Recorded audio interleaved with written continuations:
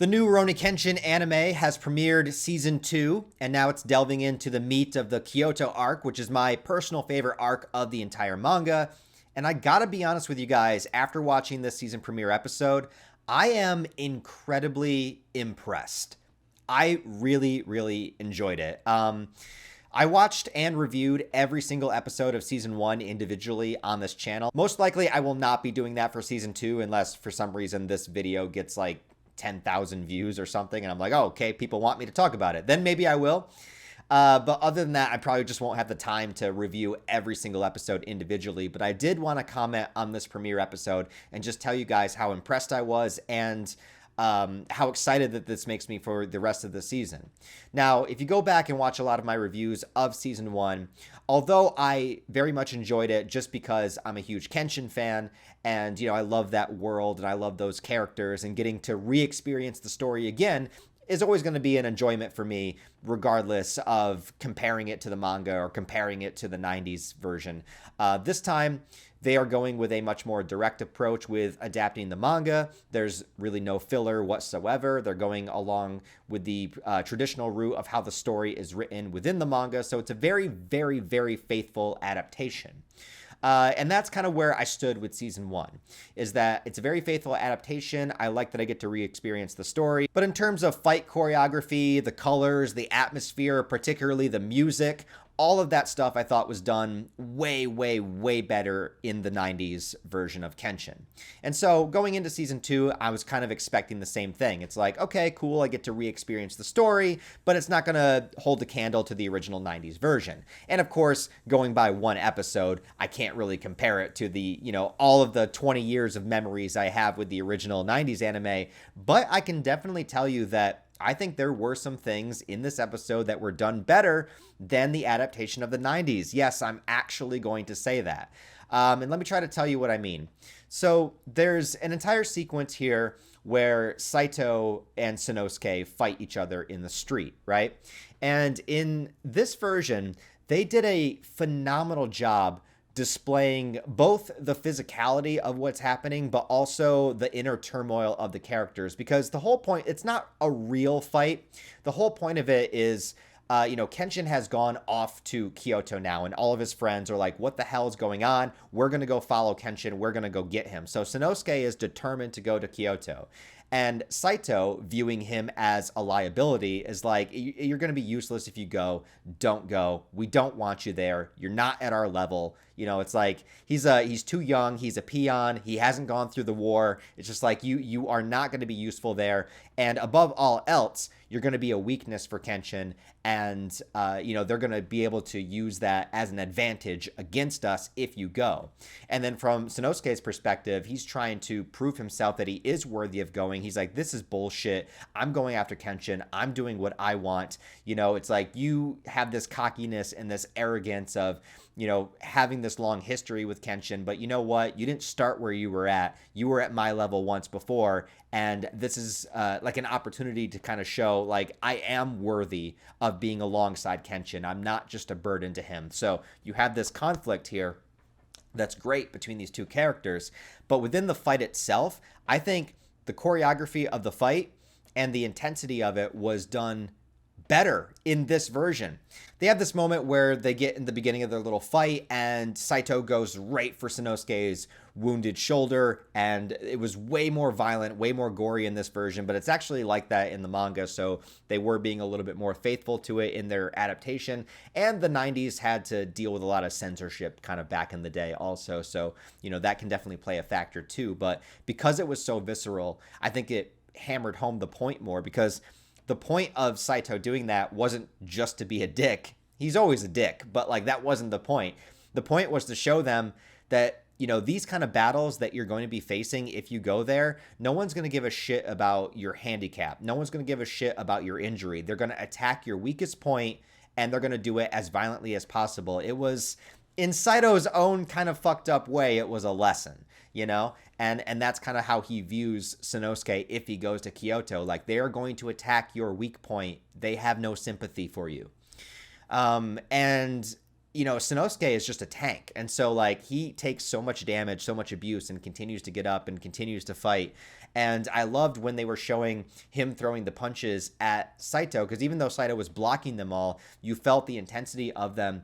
And you also had that moment later on where Saito goes to get a cigarette out of the pack and his like hand starts to shake a little bit. So like he did take some abuse from Sanosuke. So even though Saito is on a level that's, like he's a much more competent fighter, he's way more powerful than Sanosuke is at this point in the story for sure. But it definitely shows that like, hey, Sanosuke is useful. It's just like you still had an effect. You still had a little bit of a repercussion from deciding to do this. So I love that about it. But besides that, I mean, that's more of like the action element of the episode. There's a lot of emotion here. So in the 90s episode where they did this, it was the only episode where Kenshin did not appear because you're dealing with the aftermath of Kenshin leaving towards Kyoto and how all the other characters respond. And they all respond in their own particular way. Sanosuke is very angry that Kenshin left without telling them, without telling him, without taking him along. Then you have Yahiko, who is just trying to like handle this. Yahiko deserves a lot of credit because he's trying to handle, Kaoru. He's trying to handle Sanosuke. And of course, he wants to go to Kyoto himself too. And then you have Kaoru, who is just a depressed mess, a blob on the floor at this point that needs her kind of second win that she gets through the form of Megumi, who is dealing with it, basically thinking, well, I know that everyone else is going to go to Kyoto. I can't. I'm stuck here, with my patients and stuff. There's nothing I can do, but at least I have the confidence that they're going to go. And when she finds out that Kaoru is not leaving, that she's just there moping around, she's got to go literally like smack some sense into her, And so that's a pretty heightened emotional moment, getting Kaoru to realize that, Kenshin loves you. Like, you are the only person he said goodbye to. He specifically singled you out, said goodbye, gave you a hug.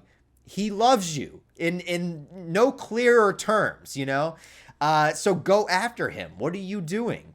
And so I love that. I love that. And they were able to capture that really, really well. The emotional sequence worked with that heightened emotion.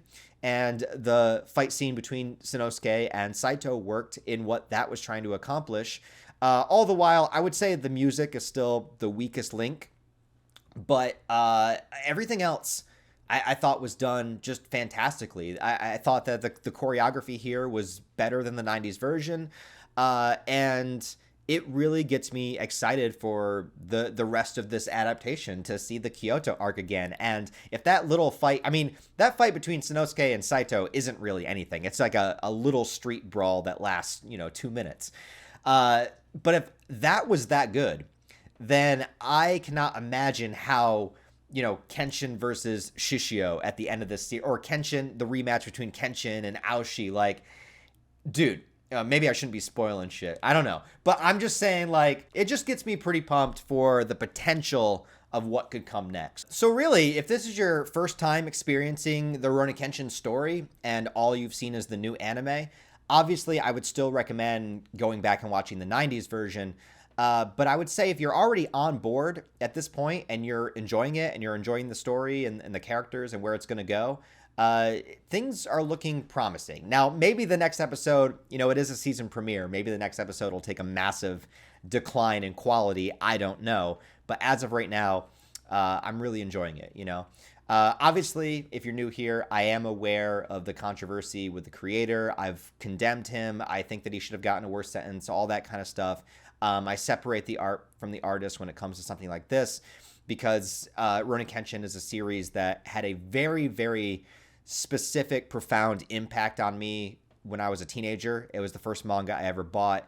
And I'm very, very attached to the story, and it means a lot to me. And this was obviously like years and years before anything came out about Watsuki. So, I can't really detach my association with the series and what it meant for me because it really, really helped me out a lot in life. And after going through a really stressful week, particularly today, getting to kind of decompress and sit down and watch this episode, it kind of, in a way, as stupid as it may sound, kind of did take me back to that headspace of being younger and getting into the series for the first time, and it was comforting to me in a way. So take that for what it is. Anyways, I am likely not going to review every single episode. Those videos don't particularly do that well, and also it just takes a lot of time away from working on other content that I'm trying to make. However, if this video somehow explodes and like gets, I don't know, 5 or 10,000 views in between there, then maybe that has precedence to continue to reviewing it episode by episode. But I would say don't expect an episodic review series on the channel. I might only talk about it here and there. Probably when the whole season wraps up. I think it's gonna be like 20 some episodes, so it's gonna be a while.